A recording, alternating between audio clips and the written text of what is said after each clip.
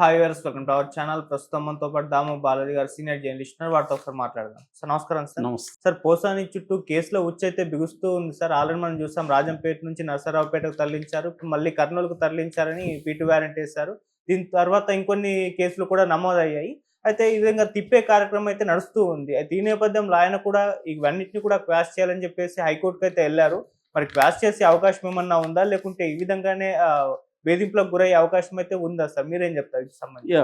పోసాని కృష్ణమురళి నుంచి ఒక కొత్త ఒరవడికి కూటమి ప్రభుత్వం తెరలేపిందని చెప్పుకోవచ్చు. నిజానికి సోషల్ మీడియా కార్యకర్తల్ని, వైసీపీ సోషల్ మీడియా కార్యకర్తల్ని ఇదే మెథడ్లో బిగినింగ్ నుంచి కూడా వేధిస్తుంది. మెథడ్ ఏంటంటే, ఎవరో ఎక్కడో గాయపడతారు, ఎప్పుడో పెట్టిన 4 ఏళ్లకు ముందో 5 ఏళ్లకు ముందో పోస్ట్ పెట్టుంటే అది ఇప్పుడు వాళ్ళ మనోభావాలు దెబ్బతింటాయి, వాళ్ళు హర్ట్ అవుతారు, సమాజంలో అల్లకల్లోలను సృష్టిస్తున్నారని ఫీల్ అవుతారు.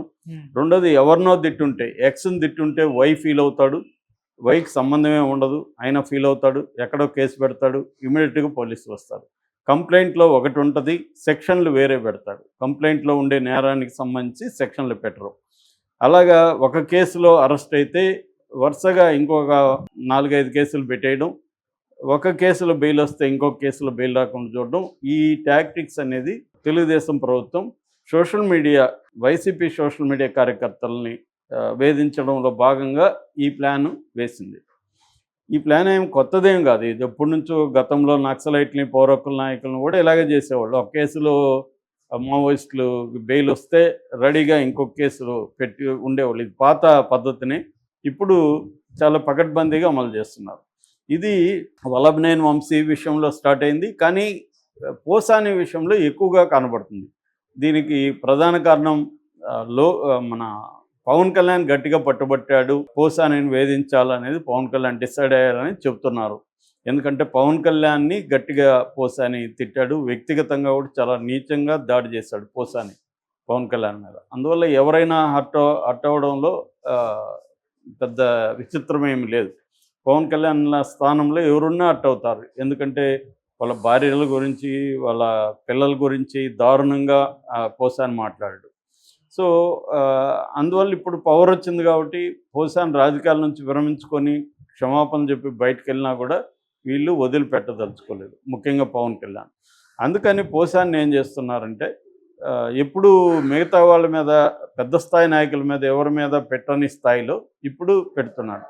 జగన్ గతంలో చేయలేదా? జగన్ కూడా చింతమనేని ప్రభాకర్ విషయంలో 60 కేసులు పెట్టి, చింతమనేని ప్రభాకర్ ఒక కేసులో జైల్లో ఉంటే ఇంకొక కేసులో పీటీ వారెంట్ తీసుకొని అలాగ బయటికి రాకుండా అతన్ని చూసుకున్నారు.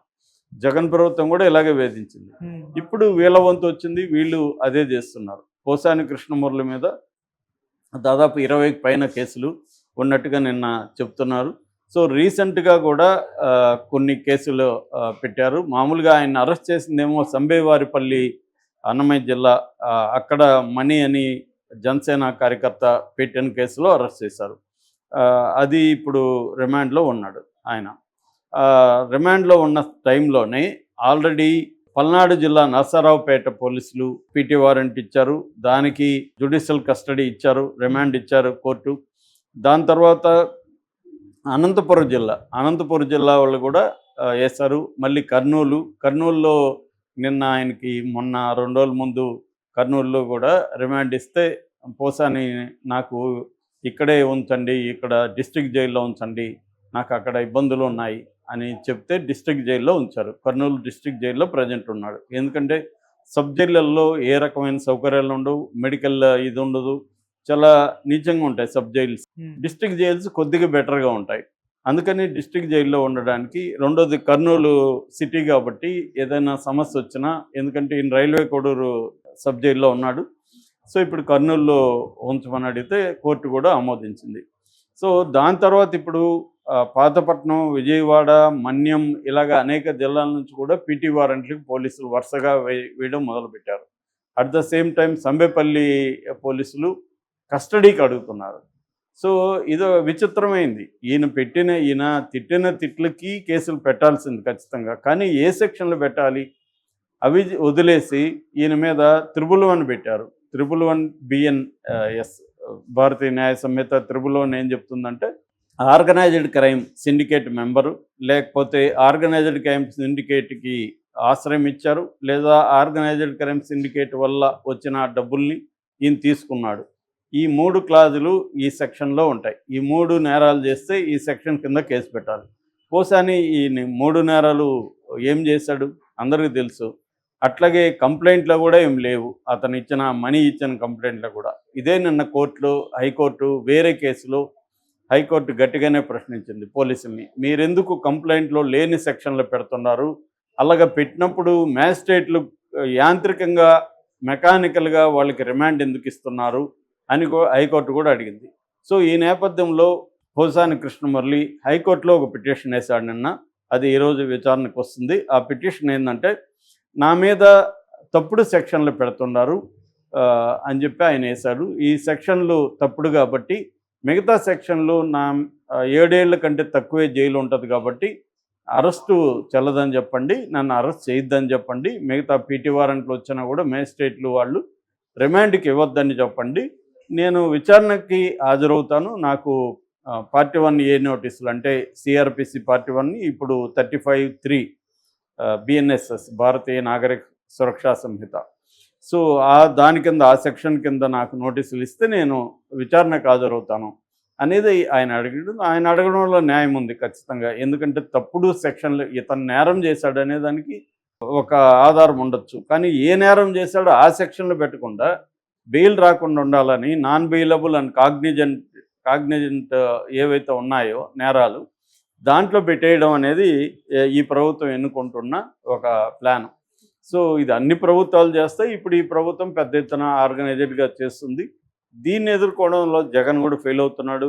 పోసానికి కానీ, ఇటు వంశీకి కానీ వీళ్ళకి సరైన లీగల్ హెల్ప్ చేయడంలో జగన్ ఫెయిల్ అవుతున్నట్టు కనబడుతుంది. అది జగన్కి సంబంధించిన సింపథైజర్స్లో కూడా ఈ అసంతృప్తి అయితే పెద్ద ఎత్తున కనబడుతుంది. అంటే పోల్చి చూస్తారు కదా, చంద్రబాబుకేమో ఈ వ్యవస్థల మీద పట్టు, ముఖ్యంగా న్యాయ వ్యవస్థ మీద ఆయనకున్న పట్టు దేశంలోనే ఎవరికీ ఉండదు. సో అతను అందుకని ఎవరు తమ వాళ్ళని అరెస్ట్ చేసినప్పుడు కూడా ఆగమేఘాల మీద సుప్రీంకోర్టు వరకు కదుపుగలడు, అతను విడిపించుకోగలడు. లేదు వరస్ట్ అంటే ప్రైవేట్ హాస్పిటల్లో పెట్టించుకోగలడు. కానీ జగన్ అవేవి చేయలేకపోతున్నాడు. 66 ఏళ్ళు పోసానికి, ఆల్రెడీ ఆయనకి హార్ట్ సర్జరీ అయింది. అయినా కూడా అతన్ని తిప్పుతున్నారు, గవర్నమెంట్ హాస్పిటల్కి తీసుకెళ్తున్నారు, ప్రైవేట్ హాస్పిటల్లో వైద్యం లేదు. సో పైగా అతను నాటకాలు ఆడుతున్నారు అని చెప్తున్నారు. ఇన్ని చేస్తున్న పోసానికి పేరుకి 20 మంది లాయర్లు అటెండ్ అయ్యారు, కానీ వాళ్ళెవరు కూడా ప్రామినెంట్ గట్టిగా కోర్టుని ఇన్ఫ్లుయెన్స్ చేయగలిగిన లాయర్లు కాదు. కోర్టులలో కూడా ఏమవుతుందంటే, పెద్ద స్థాయి లాయర్లు ఉన్నప్పుడు అట్మాస్ఫియర్ మారిపోతుంది జనరల్గా. సో అందుకనే, లేకపోతే సిద్ధార్థ లోతర్ లాంటి వాళ్ళు ₹1 కోటి ఎందుకు ఇస్తారు గంటకి?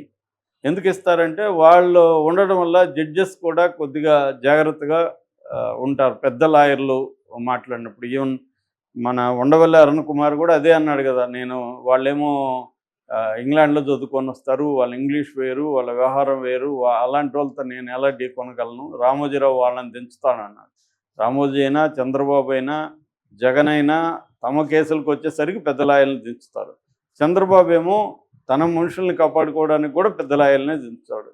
కానీ జగన్ విషయానికి వస్తే మళ్ళీ ఆ పొన్నవాళ్ళు, ఆయన చూస్తే ఈయన అడ్వకేట్ అని అనిపిస్తుంది మనకి, అలాగా మాట్లాడుతుంటాడు ఆయన. మరి ఆయన కోర్టులో ఏమో గట్టిగా ఆర్గ్యూ చేయగలదు. నిజానికి పోసానికి అసలు రిమాండే పెట్టకూడదు, ఎందుకంటే ఆ సెక్షన్ తప్పు. పైగా మరుసటి రోజు డేట్ వేసి వాళ్ళు అరెస్ట్ చేశారు. మంచి పాయింట్లు ఉన్నాయి. ఇక్కడ ఇప్పుడు అల్లు అర్జున్ విషయంలో ఇక్కడ మనం చూసాం కదా, ఎలా వాదించాడు నిరంజన్ రెడ్డి. అలాగా గట్టిగా చెప్పగలిగే ఒక స్టేచర్ ఉన్న అడ్వకేట్లు కానీ ఉంటే పోసానికి రిమాండే వచ్చేది కాదనేది ఎక్కువగా లీగల్ నిపుణులు చెప్తున్నమాట. కానీ అవి లేకపోవడం వల్ల జడ్జి గారు 111 సెక్షన్ పెట్టడం తప్పని ఒప్పుకున్నప్పటికీ కోర్టులో మ్యాజిస్ట్రేటు మళ్ళీ రిమాండ్కి పెట్టేశాడు. ఎందుకంటే రిమాండ్కి పెట్టకూడదని ఏమి లేదు, 7 years లోపల ఉన్నా కూడా రిమాండ్కి పెట్టకూడదని ఏమి లేదు. మన దేశంలో చట్టాలన్నీ ఎలా ఉంటాయంటే వాటిని ఇంటర్ప్రెట్ చేయడానికి అనుకూలంగా ఉంటాయి. ఏ జడ్జిలు వాళ్ళ పర్సనాలిటీని బట్టి వాళ్ళు ఇంటర్ప్రెట్ చేసేస్తారు. ఇది తప్పని మళ్ళీ నిరూపించాలంటే సుప్రీంకోర్టు వరకు నువ్వు బ్యాటిల్ చేసుకుంటూ పోవాలి. ఈ బ్యాటిల్ చేసుకుంటూ పోవడానికి కొన్ని కాలం గడిచిపోతుంది. ఇది మన దేశంలో ఉండే లీగల్ క్రిమినల్ జస్టిస్ సిస్టమ్ యొక్క పరిస్థితి. అందువల్ల పోసానికి హైకోర్టు ఏం చెప్తుందో, ఎందుకంటే నిన్న మొన్న హైకోర్టు వ్యాఖ్యలు పోసానికి కొంత ఊరట కలిగించే విధంగా ఉన్నాయి కాబట్టి నాకు తెలిసి పోసానికి కొంత రిలీఫ్ వచ్చే అవకాశం అయితే ఉంది. కానీ బ్లాంకెట్గా ఏ కేసులు పెట్టద్దండి, అన్ని కేసుల్లో ఈయనకి రిమాండ్ ఇవ్వద్దని కోర్టు చెప్పలేదు. ఈయన ఏవడిగాడో అవే చెప్తుంటాయి, మళ్ళీ వేసుకోవాలి, మళ్ళీ వాళ్ళు ఇంకో సెక్షన్లు పెడతారు. ఇలాగ పోసాని త్వరగా జైలు నుంచి బయటకు వస్తాడని అయితే నేను అనుకోవట్లేదు. ఏం జరుగుతుందనేది చూద్దాం. Okay sir, thank you so much.